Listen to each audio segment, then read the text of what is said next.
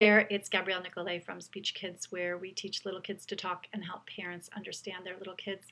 And today we're going to talk about occupational therapists and what they do and how they can help. So OTs have a big job. And so we'll walk through sort of the big highlights of what they do, but I've also got some accompanying interviews that I'll share with you that will sort of drill into some more detail. One of the big areas that OTs help with is called sensory processing. And so let me back up and explain what that is, which is at any given moment, our brain is taking in vast quantities of information via taste, touch, smell, hearing, and sight, right? Those are the five. Turns out there's a couple more, and we'll get to that in a second. But your brain is constantly processing information and deciding whether it's desirable, undesirable, safe, unsafe.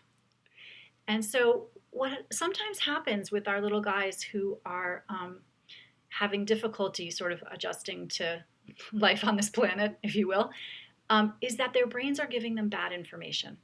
And so they might touch something that's completely harmless, and their brain perceives it as a threat, and they freak out.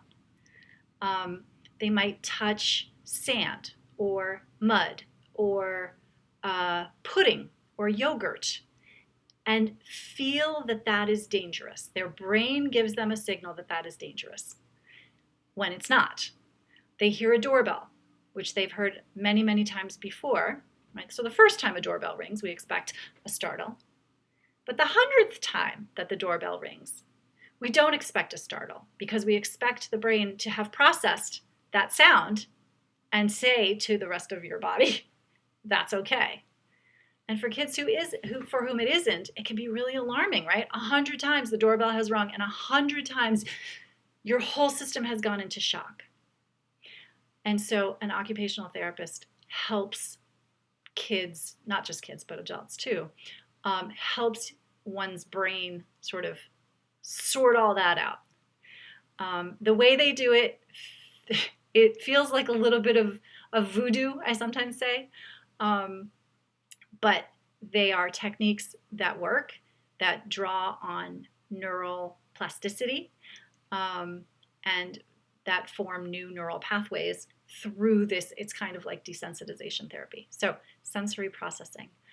And I'm going to include an interview with an occupational therapist who specializes in a sense you might not have heard of, which is interoception, which is one's sense of one's internal state. And so I'll let her tell you more about that.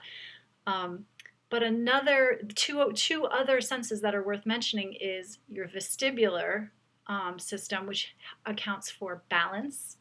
So that's the way we're able to stand upright, is through our vestibular system, which sometimes also is affected in people, not just kids.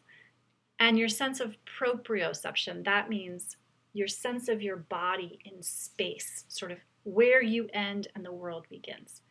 And so if you've got a child, for example, who crashes into things a lot, that is a child who does not have good proprioception. They don't actually know where their body is. They can't actually control it. And an occupational therapist is the person who helps you with that.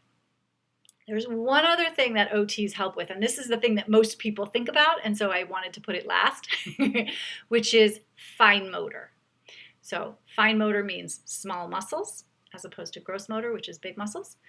And that includes things like putting on an earring, buttoning a shirt, brushing your hair, what we think of as activities of daily living, pulling up your pants, taking off your shirt, that kind of thing. Handwriting is also something that OTs help with. For any of you who have very young children, that is probably not going to be the focus of therapy if you see an OT. The focus of therapy is going to be much more on the sensory and vestibular and proprioception piece, sort of getting the body ready to do the things that later, using those fine motor movements, are going to help. If you haven't already, there's a video on how is motor related to speech and language, and so I encourage you to check that out. And if you want to find out more about what a speech therapist does, there are some videos on that too. And as always, if you have any questions, I would be happy to answer them. You should absolutely reach out to me in the many channels that you're able to do. And until next time, take care. Bye-bye.